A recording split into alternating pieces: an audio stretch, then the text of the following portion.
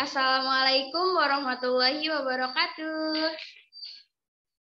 Waalaikumsalam warahmatullahi wabarakatuh. Ya, apa kabarnya nih semuanya? Baik, Ibu. Baik, Ibu. Alhamdulillah baik, Ibu. Ibu apa kabar? Ya, alhamdulillah Ibu juga baik. Sebelum memulai pelajaran, Ibu mau kita tepuk semangat terlebih dahulu ya. Nyalain mic-nya. Ya, ayo. Tepuk semangat.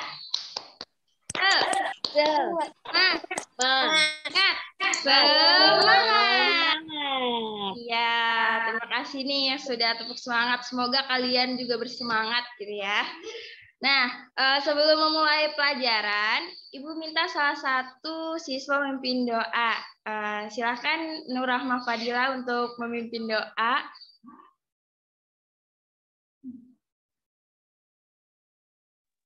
Ya, baik. Teman-teman, sebelum kita memulai pembelajaran pada hari ini, marilah kita berdoa menurut agama dan kepercayaan masing-masing. Berdoa dimulai. Berdoa selesai. Ya, sebelum mulai pembelajaran, Ibu mau absen terlebih dahulu ya. Adlin Putri Pinanggi. Hadir, Ibu. Safira Ainisa. Hadir, Ibu. Lucia Prilia. Hadir, Ibu. Nur Rahma Fadila. Hadir, Ibu. Fauzia.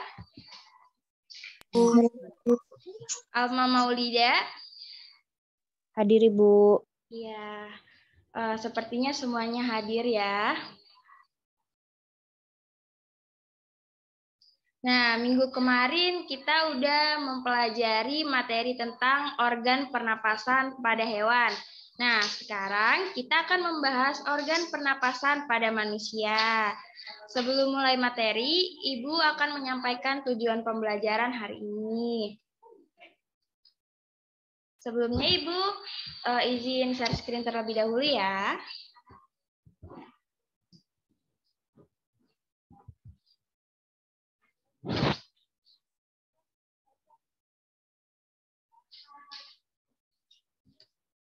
Nah, kita belajar tema 2, udara bersih bagi kesehatan, subtema 1, cara tubuh mengolah udara bersih pembelajaran 2. Nah, sebelum mulai materi, Ibu akan menyampaikan tujuan pembelajaran hari ini. Yang pertama, melalui kegiatan mengamati video, peserta didik mampu mengidentifikasi organ pernapasan pada manusia dan fungsinya dengan benar. Dengan membuat model percobaan sederhana, sistem pernapasan manusia, peserta didik dapat mempresentasikan sistem pernapasan manusia dengan benar. Nah, kita langsung aja nih masuk materinya. Sistem pernapasan pada manusia.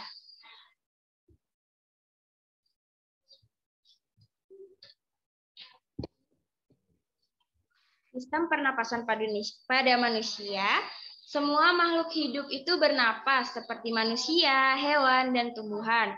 Manusia bernapas untuk memasukkan udara ke dalam tubuh. Udara mengandung oksigen. Nah, jadi bernapas itu apa sih? Ayo, siapa yang tahu?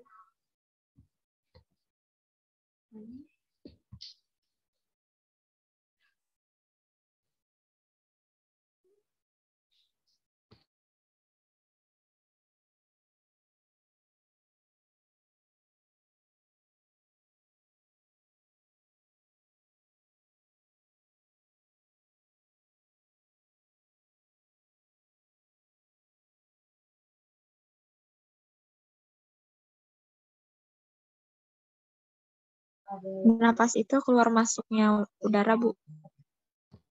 Iya, benar sekali. Nah, jadi bernapas itu merupakan proses menghirup udara dan mengeluarkan udara.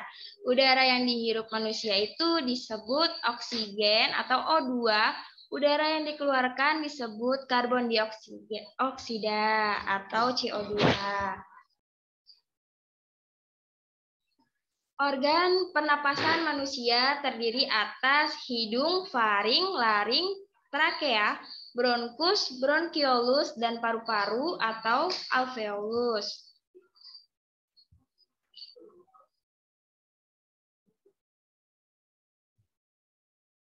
Yang pertama ada hidung. Fungsi hidung itu yang pertama ada penyaring debu atau kotoran yang berasal dari udara. Yang kedua ada penyesuaian suhu dan kelembapan udara untuk memudahkan proses penyebaran gas dalam tubuh. Lalu yang kedua ada faring. Fungsi faring itu sebagai penyalur. Jadi udara yang masuk ke tubuh itu disalurkan lewat faring ke trakea. Yang ketiga ada laring. Fungsi laring itu bisa menghasilkan suara, melindungi saluran pernapasan, mengarahkan makanan masuk ke esofagus, menghubungkan faring dan trakea, dan yang terakhir itu melindungi tabung trakea.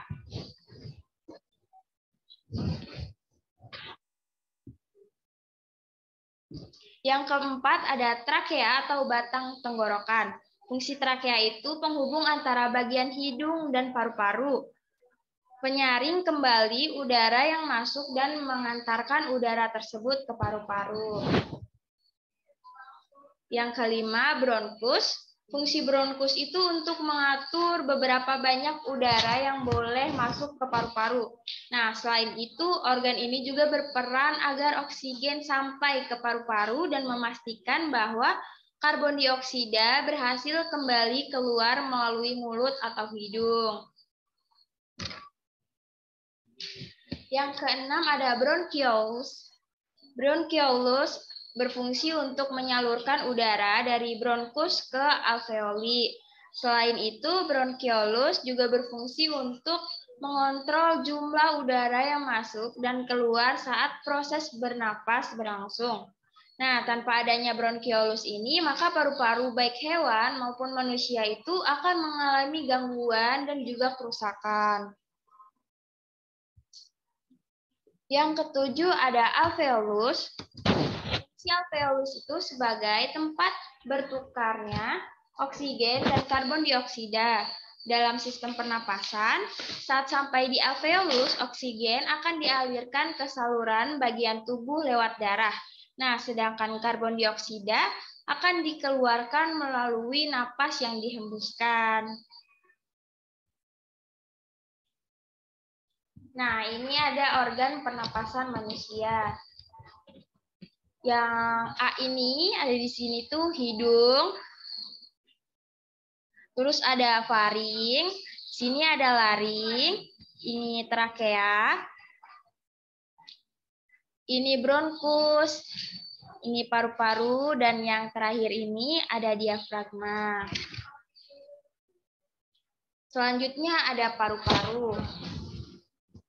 Bagian A ini paru-paru kanan, yang bagian B ini ada bronkus kiri, yang bagian C ada otot-otot di dinding bronkus, bagian D ruang udara di dalam bronkus, bagian E bagian dalam bronkus, yang F alveoli, yang G ruang udara di alveoli, yang H pembuluh darah, terus yang terakhir ada bronchiola.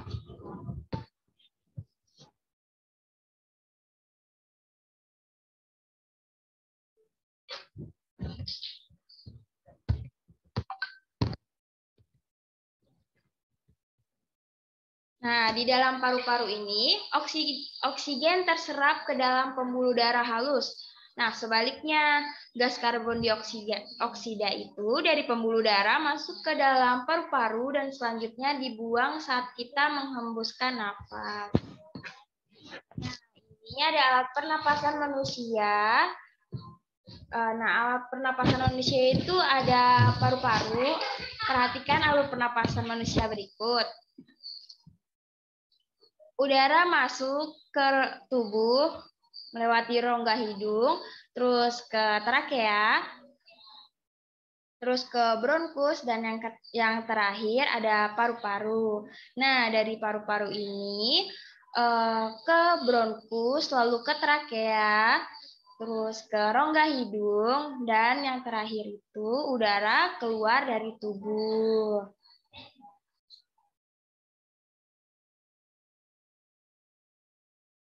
Nah, untuk menambah pengetahuan kalian, simak videonya ya. Ibu akan kirim ke grup WhatsApp ya.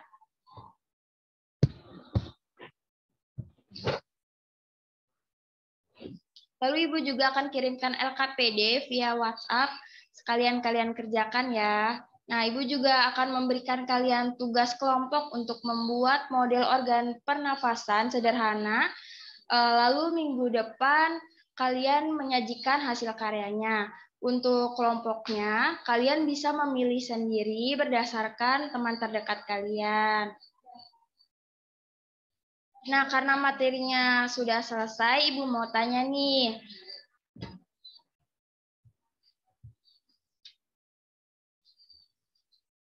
Siapa yang tahu urutan jalannya udara pada sistem manusia? Ayo, siapa yang tahu?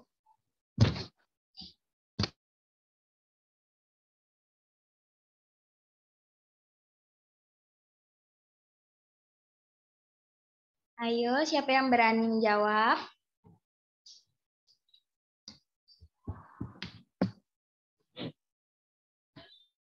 Saya mau jawab. Ibu saya mau jawab. Silakan Fauzia.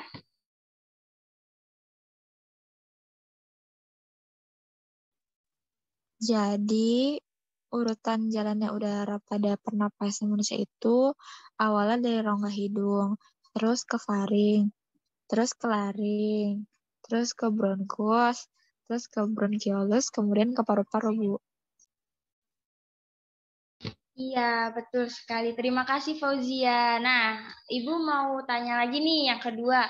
Bagaimana cara kerja pada organ pernapasan? Nah, siapa yang bisa jawab nih?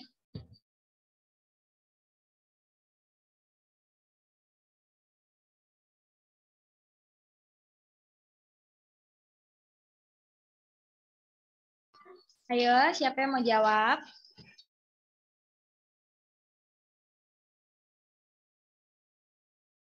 Ibu, saya mau jawab. Ya, silahkan Safira. Tenggorokan itu turun dan masuk ke dalam paru-paru. Ya, Bu. Jadi, tenggorokan turun dan masuk ke dalam paru-paru, lalu keluar kembali. Nah, saat mengambil napas, udara masuk melalui hidung dan tersaring oleh sinus atau bulu-bulu hidung. Nah, di saat bersamaan dengan manusia mengambil napas, diafragma dan otot-otot tulang rusuk akan berkontraksi yang membuat rongga dada menjadi lebih lebar. Nah, lalu selanjutnya, udara menuju ke trakea atau batang tenggorokan. Udara dari trakea masuk melalui jaringan bronkus dan berujung di alveolus. Udara yang singgah di alveolus bertukar antara oksigen dan karbon dioksida oleh jaringan tubuh. Udara kemudian diedarkan ke seluruh tubuh. Sementara karbon dioksida masuk kembali ke alveolus. Nah, setelah oksigen dan karbon dioksida bertukar di tempat alveoli, otot rongga dada dan diafragma akan kembali mengendur dan longgar. Nah, ini membuat karbon dioksida bergerak naik dan dikeluarkan oleh paru-paru melalui hembusan napas. Begitu, Ibu. Benar nggak, Bu? Iya, betul sekali. Lengkap ya. Terima kasih Safira sudah menjawab. Iya, sama-sama, Ibu. Panjang kan jawabannya? Iya. Baik, karena materinya sudah selesai, Ibu akan kirim evaluasi soal via WhatsApp grup ya. Untuk teman-teman yang sudah aktif dalam pembelajaran hari ini, terima kasih. Untuk yang lainnya, semoga kedepannya bisa turut aktif ya. Ya, baik, materi sudah selesai. Sampai ketemu minggu depan. Selalu jaga kesehatan. Jika keluar rumah harus memakai masker, karena sekarang virusnya masih ada ya. Nah, untuk mengakhiri pembelajaran hari ini, mari kita bersama-sama membaca hamdalah. Alhamdulillahirrahmanirrahim. Ibu akhiri, wassalamualaikum warahmatullahi wabarakatuh. Waalaikumsalam. Waalaikumsalam warahmatullahi wabarakatuh.